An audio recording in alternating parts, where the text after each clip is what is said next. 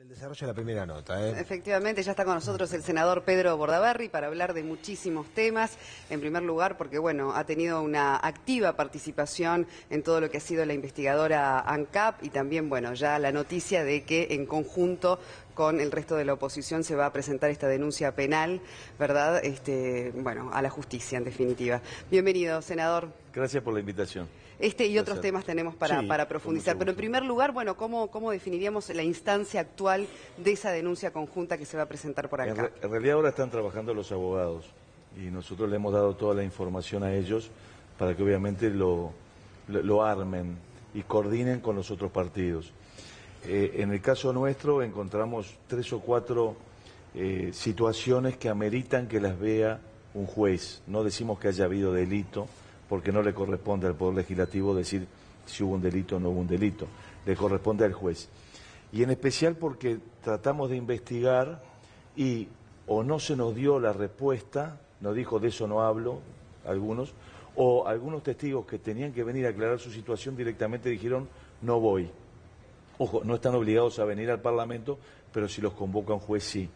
Entonces, nos parece que si hay hechos que son dudosos y tienen apariencia complicada y encima los que tienen que aclararlos no vienen o si vienen dicen yo de eso no contesto, obviamente que más vale pasárselo a quien tiene la potestad de llamarlos y hacerlos responder. Una vez pasados los días y ya con las conclusiones puestas sobre la mesa por parte de todos quienes investigaron, como integrantes de la oposición, ¿no tuvieron alguna charla un poco más franca, íntima, con los representantes de la oposición en aquel directorio de ANCAP? Sí, mira, el informe mío, estoy seguro que no lo leyeron porque lo ha leído muy poca gente, porque son 250 páginas que citan 644 documentos. Fíjate que es un trabajo que nos llevó muchísimo. Pero expresamente cita cada vez cómo votó cada integrante del directorio.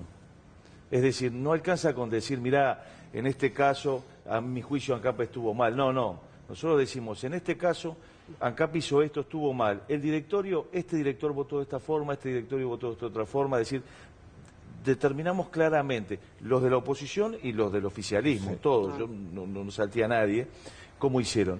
Y en algunos casos, en cosas en las que coincido, votaron todos a favor y en algunos casos en las que no coincido, inclusive los de la oposición, votaron en contra y lo señalamos como corresponde, porque acá obviamente que no es cuestión de defender al tuyo y dejar atacar al que no es el tuyo. Hubieron cosas que estuvieron bien y hubieron cosas que estuvieron mal y así lo digo en el informe y cito con fecha el acta directorio y los fundamentos de cada uno. La oposición, de hecho, bueno, acompaña la venia para lo que es el cambio de autoridades en ANCAP. Sin embargo, ayer la votación se trancó en algún punto. ¿Qué fue lo que ocurrió? Bueno, lo que pasa esto es así. La presidenta es una señora con muy buen currículum. Hay que destacarlo, una ingeniera que se formó en Buenos Aires y se formó en Inglaterra, que trabajó en Shell México, que realmente tiene un currículum que si uno lo ve dice es muy bueno, es muy capaz. Y ella viene de Gas Sayago, que es una empresa de UTE y ANCAP para hacer la regasificadora. Cuando se nos propuso a ella para la regasificadora, vimos el currículum, vivía en el exterior, dijimos esto es bárbaro, la verdad que es un lujo para el Uruguay, y la votamos. Pero ahora pasó desde ese momento hasta hoy su trabajo en la regasificadora. Y su trabajo en la regasificadora, a nuestro juicio, no fue bueno. Bueno, ustedes lo han informado, la regasificadora no funcionó, se cayó, Gas Sayago lleva perdidos unos 75 millones de dólares. Eran más, eran 175, pero cobró 100 de una garantía, pero es decir, la gestión no es buena. Entonces nosotros dijimos, mire, queremos advertirles de esto. Es como un jugador de fútbol, ¿no? Tú puedes decir, bueno, este jugador, sí, mirá, jugó en la Liga Italiana, jugó en la Liga Española, hizo no sé cuántos goles, muy bien. Che, pero, ¿dónde jugó en el último año? ¿Y cómo jugó en el último año? Y bueno, mirá, en el último año no hizo goles, no jugó bien y estaba en el banco de suplentes. En este caso sí jugó en todos esos lugares, estuvo en México, estuvo en Shell, etcétera, pero en el último año, año y medio estuvo en la regasificadora y se perdieron 75 millones de dólares. Y esa es la persona que vamos a poner en ANCAP. Bueno, señores del Frente Amplio, yo no les voy a trabar la designación porque necesitaban nuestro voto si no tienen que esperar 60 días. Y no lo voy a hacer esperar 60 días, pero les advierto. Y esa fue la tranca. Después se trancó con un error que cometió el Frente Amplio, que propuso como director a una persona que ya es director en un ente autónomo. Y la ley no te permite tener 2 cargos públicos a la vez. Y entonces, ese no fue un error nuestro. Tuvieron que volver para atrás para consultar qué va a hacer con el otro cargo, que es estar en... Y eso que se termina de dirimir hoy en la... Y bueno, depende de cómo le informan. Ahora, senador, justamente a partir de todo lo que ocurre con ANCAP, una de las grandes preguntas es de ahora en adelante, ¿qué va a pasar con la gestión de las empresas públicas? Yo quisiera preguntarle en ese sentido, ¿qué es lo que se va a promover? Incluso usted dijo proyectos de ley específicos para empezar a evitar situaciones como la que ocurrió finalmente con el déficit de la empresa de ANCAP. ¿Qué nos puede decir al respecto? Buenazo. ¿Y qué tipo de discusión se va a empezar a generar en ese sentido? Buenazo, porque estás dando, me parece que en la tecla justo de lo que hay que hacer. Lo que pasó, bueno, ahora va a ir el juez y chau, y no es más nuestro tema, es un tema de la justicia. Ahora, ¿qué vamos a hacer para adelante para que esta empresa que perdió 200 millones de dólares el año pasado, 330 el año anterior, 170 el año anterior, se va a perder 800 millones de dólares en los últimos 4 años, deje de perder? Esa es la mínima. Debía 300 millones de dólares y hoy debe 2.300, 2.000 millones de dólares más. Hay que hacer algo. Y en ese sentido, nosotros, junto con el informe, presentamos proyectos de ley. 4 proyectos de ley con medidas contra la corrupción, muy claras, para prevenir cualquier acto de corrupción en el futuro, porque nos parece que Uruguay es una isla, pero tú mirás a Argentina y tienen un lío por semana, y mirás a Brasil, no te digo nada, Lula está hoy con líos, y a otros países igual. Entonces, hay que actualizar las normas anticorrupción. Nosotros pedimos que se tipifique lo que llama el delito de enriquecimiento ilícito. Es decir, tú tenías una casa y un auto y asumiste en el directorio de ANCAP y a los 2 años resulta que tenés 2 estancias, 3 casas, un apartamento en Punta del Este y 5 autos. El juez te puede llamar y te puede decir, che, mira, ¿de dónde lo sacaste? ¿Eso hoy no pasa? No, es el delito de enriquecimiento ilícito. Entonces tú tenés que decirle, mire, heredé, me saqué la grande, acá está el número, no sé, tenés que justificar de dónde sacaste la plata. Y eso nos parece que sería bueno aprobarlo. Incluso hay un convenio internacional al que adhirió Uruguay que nos obliga a hacerlo. ¿Pero han advertido que algún director de algún ente o algún cargo de confianza en tan poco tiempo haya incrementado su patrimonio de esta manera? No, yo si lo advierto lo llevo al juez. Pero me parece que está bueno que suceda y es decir, hay otros países que lo han establecido. Después también que no prescriban los delitos de corrupción. Tú sabes que si alguien comete un delito y pasa un tiempo y no lo denunciaron, no lo encontraron, ya está, pasó. No, si vos sos corrupto, que le estás sacando la plata en realidad a las escuelas, ¿no? A los uruguayos todos, te va a perseguir por el resto de la vida, cosa que lo piensen 2 veces antes de hacerlo. Me parece que hay otro, es la creación de las figuras del arrepentido, el informante, el agente encubierto. Este tema de la FIFA, o el propio de Brasil, ¿por qué está saliendo? Porque hay algunos que los agarran y les dicen, mirá, sabemos que hiciste esto, ahora si te arrepentís y nos das información, yo te voy a bajar la pena, porque me colaboraste. Y así agarran a otros. Bueno, crear esas figuras nos parece que es muy importante para ver si podemos avanzar en prevención, sobre todo, viendo lo que está pasando y viendo estas situaciones que uno empieza a ver que falta mucho dinero. Es decir, los 800 millones de dólares de pérdidas de ANCAP, ¿dónde están? ¿Y no corresponde que directores de ente hagan declaración patrimonial, por ejemplo? Sí, todos hacemos. Eso claro. Se hace y lo hacemos los senadores. ¿Y de también. ahí no hay una prueba entonces de lo que...? Sí, claro, está bien. Pero lo que hay es una cosa que vos tengas la prueba que hay un aumento de tu patrimonio. No está tipificado. Y otra cosa que a vos te digan que tu aumento de patrimonio, si no lo justificás, es un delito.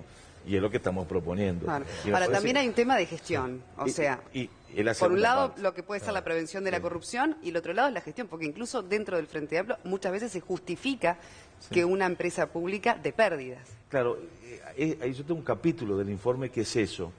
Y eso es una cuestión de orientación, que es una cosa rara, porque no todos en el Frente Amplio comparten eso. Es decir, yo estoy de acuerdo con lo que yo creo que son una buena parte del Frente Amplio en esto, y discrepo con otra parte del Frente Amplio. Los que estaban en ANCAP y los que lo defienden, nos lo dijeron en el Senado. Las empresas públicas pueden dar pérdidas, no es malo que den pérdidas.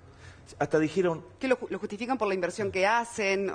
Y porque resulta que son empresas públicas. Entonces lo que nosotros decimos es, no, porque si vos das pérdida in eternum, un día tenés que cerrar, ¿viste? Y en definitiva, es una cuestión de opción donde vos destinás los recursos del Estado. Es decir, ¿vamos a hacerlo para que den pérdida las empresas públicas o vamos a hacerlos en escuelas, en hospitales, en policía?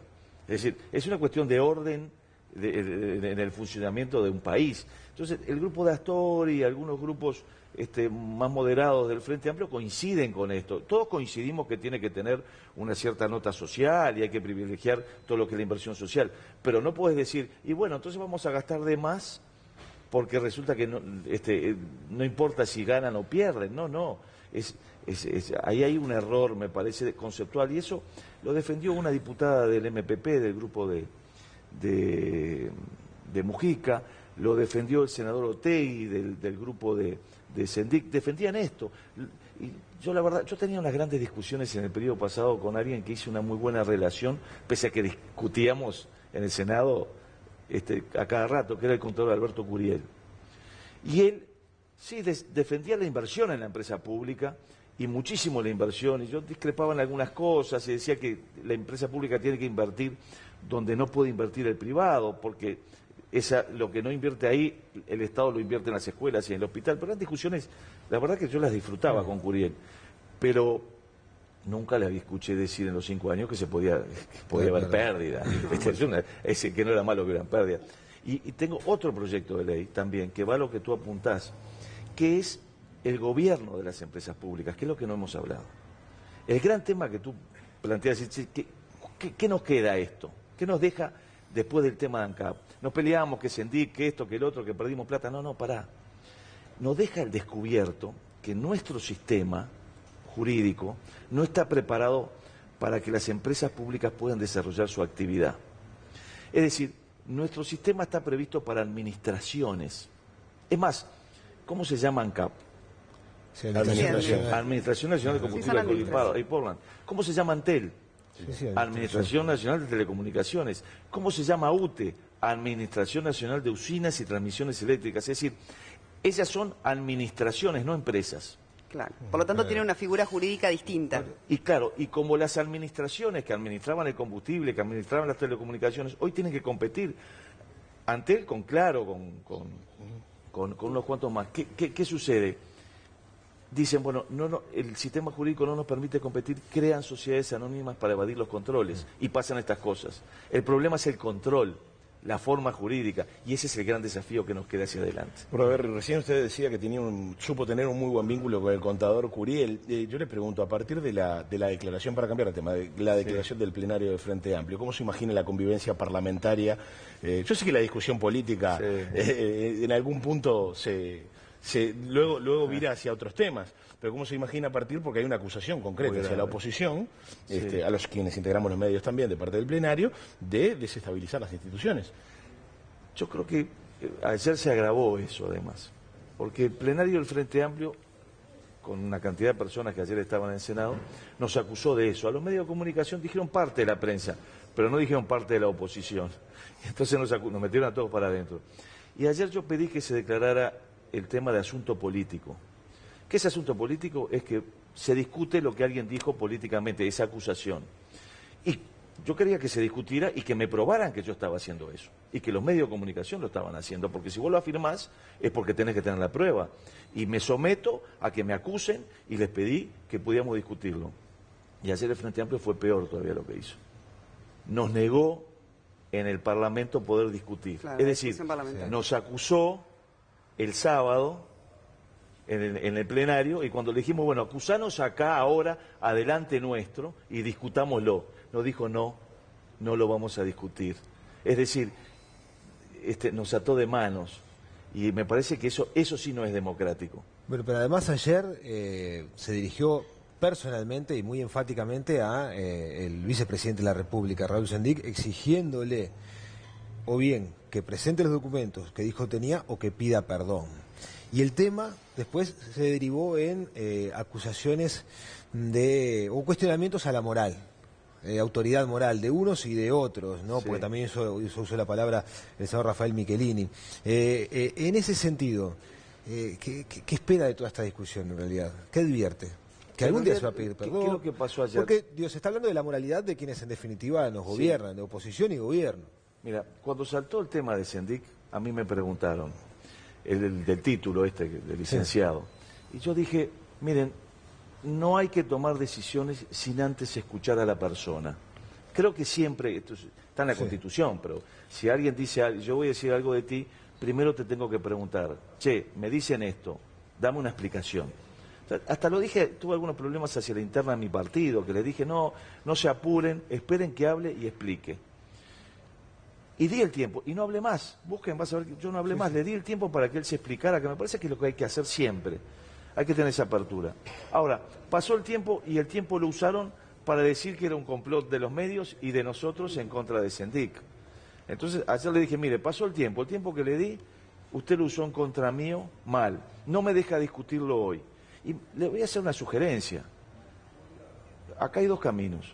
O se presenta el título, que evidentemente no lo tiene, o se dice, me equivoqué, como yo me he equivocado muchas veces en la vida. De eso le reclamó Michelini también claro, a usted, de un yo caso le dije, puntual yo me cuando equivoqué, divulgó sí, alguna pero grabación. Michelini lo que quiso fue desviar, ustedes son comunicadores, desviar la atención, quiso llevar la discusión a sacarla de donde estaba. En esa no entramos. Pero, ¿qué es lo que sucede? Vos cuando pasa eso, yo le digo, mire, y si no pida disculpas, y le adelanté, usted diga, me equivoqué, pida disculpas, y yo doy vuelta a la página. Es más, le recordé un pasaje de Shakespeare, El mercader de Venecia, que se cumplen 400 años de la muerte de Shakespeare y de Cervantes este año, que dice que el perdón es una bendición que cae no solo sobre el perdonado, sino como sobre el que perdona y sobre todos. Y me parece que es lo que tenemos que hacer. Él tendría que salir y decir, mire, me equivoqué, no tenía el título, lo usé. Muy bien, ya está, ¿quiénes somos nosotros para juzgar? Te juzga el de arriba, esa es la verdad. O te juzga el juez, si es un delito. No bueno, es un la delito. gente después igual... O la gente con su voto. Claro, porque lo que menos hay que hacer es subestimar a toda la gente que evidentemente, más allá de que esa discusión o no se lleve a cabo en el Parlamento, saca sus conclusiones y le da a esta situación la importancia que cree necesaria, ¿no? Que al final de todo se traduce en un voto, seguramente. Para otros temas también, ya que tenemos poco tiempo de margen, me gustaría preguntarle sobre la inflación, que es otro de los temas que sin duda está en el tapete, esta inflación que ha superado el 10%, y donde se ha dirigido especialmente al ministro de Economía, Danilo Astori, para pedirle que no responsabilice a los otros, y ahora nos va a especificar a quién se refiere, por esta situación que se está viviendo en materia de inflación. Claro, porque, a ver, nosotros venimos advirtiendo desde el 2013 que esto iba a pasar. Porque vos tenés lo que se llama la inflación, en general la inflación subyacente. La inflación subyacente, que es la que realmente interesa, ya estaba subiendo y presionando a la inflación toda. Todos sabíamos que iba a superar el 10%, yo creo que hasta el propio Astori lo sabía. Entonces, cuando pasa eso, en lugar de darse cuenta que es lo que ha hecho el Estado mal, que ha gastado de más, que ha gastado mal, ANCAP, millones de dólares, etcétera, que ha tenido una política, aprobó un presupuesto que no era realista y que aumentaba el gasto, es decir, no trabajó hacia adentro, y cuando sale el tema que se supera el 10%, Astori dice, la culpa es del sector privado, que aumentó algunos precios, y vamos a salir a fiscalizarlos y a ver qué es lo que sucede. Los últimos dos que hicieron eso fueron en Venezuela Maduro y Chávez, y en Argentina Cristina Kirchner con Guillermo Moreno. Entonces, creo que lo que debiera hacer el gobierno es mirar hacia adentro y ver qué es lo que está haciendo mal. Es responsable del 95% del problema inflacionario. Puede ser que haya alguno que se haga el vivo, ¿no? Siempre lo hay. Pero salir a decir el día que la inflación sube de 10 y los privados se están pasando de listo, y resulta que son unos importadores de no sé qué producto, ¿no, Astori? Bueno, se pide ahora el informe diario, ¿no? Claro, del remarque de precios, es una de las medidas tomadas como gran medida, digo. Bueno, es una de las variables de inflación también. Sí, está bien, pero, a ver, ¿no tendrá algo que ver la variable de inflación, el aumento, la no baja del combustible cuando bajó el petróleo, el aumento de la UTE? Digo, esos sí son números grandes que afectan. No si un importador te sube la lenteja o el atún. No, eso no. Entonces, creo que hay que ir contra todos. inclusive contra ellos, si remarcan, estoy de acuerdo, pero no va a solucionar la inflación con eso. ¿Sabes por qué? Porque eso es lo que quiso hacer Cristina Kirchner, hizo lo que quiso hacer Maduro y Chávez, y le fue mal. Entonces, esa cuestión de acusar al otro de los problemas de uno, además afecta a los agentes económicos. La inflación, el dólar, tiene un gran componente de expectativa en la gente. Si la gente piensa que la inflación va a ser del 15, remarca hoy el precio. Ahora, si la gente acepta que lo que el gobierno le dice que la inflación va a ser del 9, del 8, no remarca. Si la gente piensa que el dólar se va a ir a 35, y sale a comprar dólares y se va más arriba. Entonces, el gobierno, en lugar de hacer esos mensajes de que voy a perseguir, tiene que dar mensajes que crean realmente, la gente las crea, los agentes los crean y que no se le disparen ni la inflación ni la economía. En el mismo día que en el Parlamento se desarrollaba una discusión acalorada por lo que recién comentábamos, el presidente de la República convocaba a los expresidentes para tratar un tema también importante, muy importante. Sí. Y en ese sentido incluso se escuchó en algunas voces que dijeron, bueno, basta de llamarnos ante temas importantes, el que tiene que gobernar sos tú. De todas maneras, desde el punto de vista de las instituciones democráticas, ¿le parece saludable que haya cónclaves de presidentes y expresidentes? Es un orgullo para los uruguayos. ¿Pero no deberían ser los representantes actuales, también, los convocados? Pero bueno, a ver, el presidente convoca al que quiera. Yo creo que tendría que convocar a los es que hoy estamos en el Senado, porque en definitiva tenemos que votar. Pero en el caso de los dos expresidentes nuestros, tanto el doctor Sanguinetti como el doctor Valle, nos informan antes y después. Entonces, ¿qué mejor representante podemos tener que el doctor Sanguinetti y el doctor Valle en esas reuniones? Yo no le veo, no voy a hacer esa cosa de primadona, diciendo, pero pará que yo soy el senador más votado, me tienen que llamar. Le igual una reunión, adelante, lo importante es solucionar el problema. ¿Podría haberle pedido una audiencia a usted? ¿Se la pidió? No, yo le mandé, sí, al doctor Vázquez a principio de enero un proyecto de ley que presenté creando la Agencia Nacional de Hidrocarburos hace un año, justamente atacando este problema, justo. Y esta solución a la que llegaron ayer es muy parecida, me deja muy contento porque lo que pedimos es que no sea ANCAP la que maneje la prospección de hidrocarburos y sobre todo el dinero que se obtiene. Claro. Que en ese proyecto de ley, que ese dinero no se destine a tapar agujeros de ineficiencias, que se cree un fondo de solidaridad intergeneracional, es decir, pensando en los que van a venir, que se piense en la educación, es decir, porque si hubiera petróleo, que no sabemos, porque esto a veces no sabemos los años que lleva también todo el proceso. Pero mirá que hay países como Noruega o como Holanda que tuvieron Venezuela, ¿no? Que tuvieron petróleo y hoy no tienen alimentos, como el caso de Venezuela. En la economía existe un término que se llama la enfermedad holandesa, que es justamente el problema de encontrar petróleo y no saber manejarlo. Entonces tenemos que estar pensando, y justo entre los proyectos de ley que presenté estaba cuando nadie hablaba, y se lo mandé a Vázquez, y Vázquez me dijo, lo vamos a leer con atención, y hoy cuando veo la prensa, la reunión, veo que muchas de las cosas de sacarlo de ANCAP, de crear un fondo, etcétera, ¿cree que lo tomó en cuenta? No, y que me voy a quejar, no, porque no me llaman, no, por favor. Ahora, lo importante es la solución.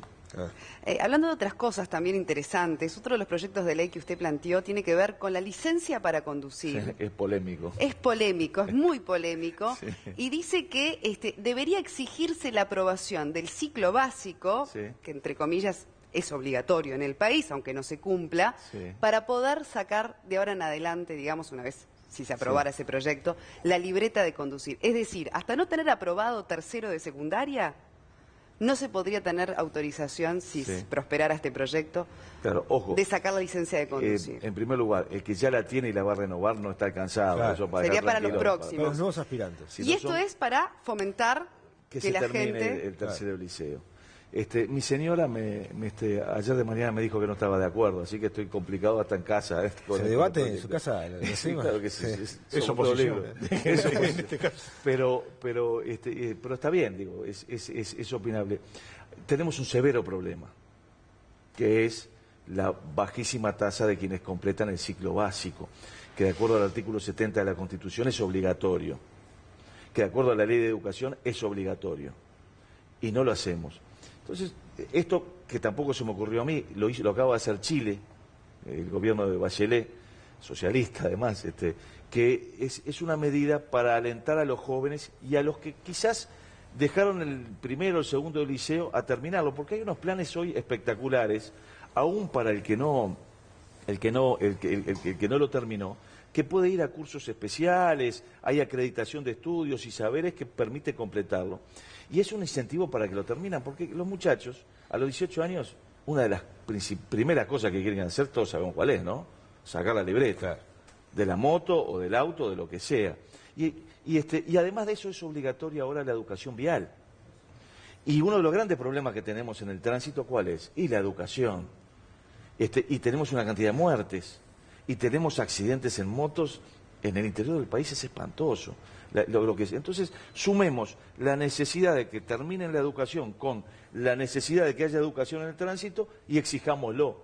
Está bien, hicieron una encuesta, a mí me gustan estos temas, hicieron una encuesta sobre el tema porque fue bastante polémico, dio 53 a favor, creo que 38 en contra y 10-15 que dice que ni para uno ni para el otro. O sea, es un lindo tema polémico para discutir. Para discutir. Y que ¿En el Parlamento cuándo se va a discutir? No hay fecha todavía. Lo que pasa es que somos minoría, entonces depende cuando la mayoría no lo acepta ponerlo en la Hablando de discusión. eso, de somos minoría, usted ha encabezado las listas del Partido Colorado en las últimas elecciones. Con poco éxito. Bueno, y ha sido objeto de crítica, el partido en general, ¿no? Sí. Después de los resultados electorales. Y a su vez surge la figura de la concertación. Estuvo aquí sentado semanas atrás Novik y hablamos del proyecto Concertación a nivel nacional. Sí. ¿Se ha detenido a estudiarlo? ¿Le entusiasma el proyecto? ¿Entiende que en realidad hasta puede transformarse en una competencia para sus propios intereses o los intereses de su partido? Ojo, con orgullo digo que soy uno de los fundadores de la concertación. Si tú mirás hace 3, 4 años, nosotros fuimos, yo integraba el Comité Ejecutivo Nacional del Partido, fuimos al Partido Nacional y les propusimos hacer la concertación, nosotros. Sí. O sea que en realidad... Pero como la está llevando adelante Novik... No, es que Novik no la está llevando adelante y te explico por qué.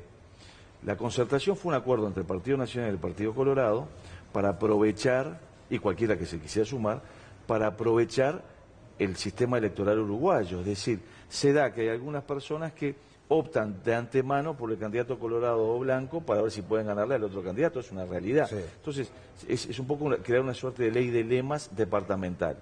Eso no es necesario a la candidatura a la presidencia porque existe el balotaje. Claro, yo decía, a nivel nacional, digamos, ya está con el balotaje. Claro, está el balotaje.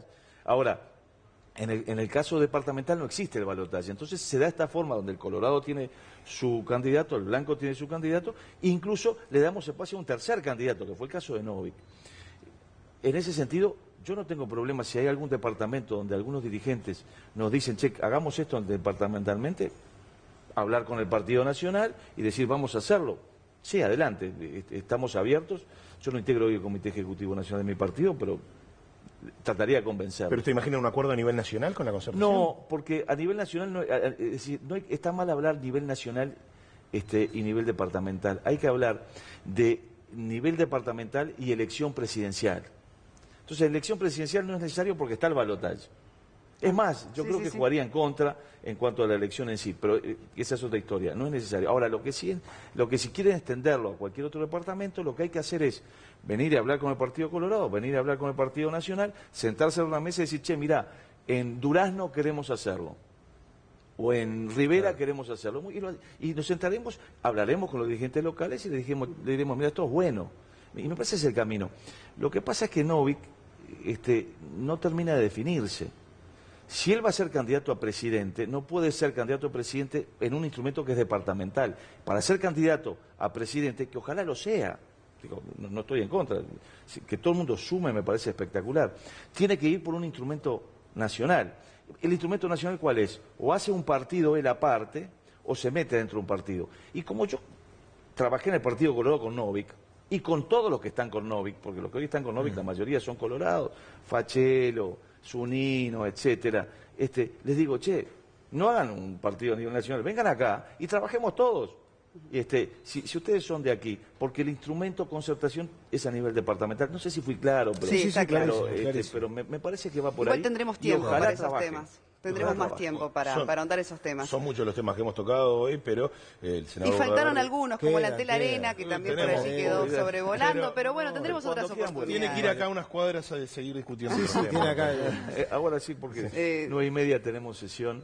Y en 5 minutos está acá, agarra Colombia derecha. Bueno, senador Pedro Bordaberry, muchas gracias por haber estado con nosotros. Un placer. Y Gracias vamos a por hacer la un invitación. corte. Sí, nos veremos en el Parque Viera.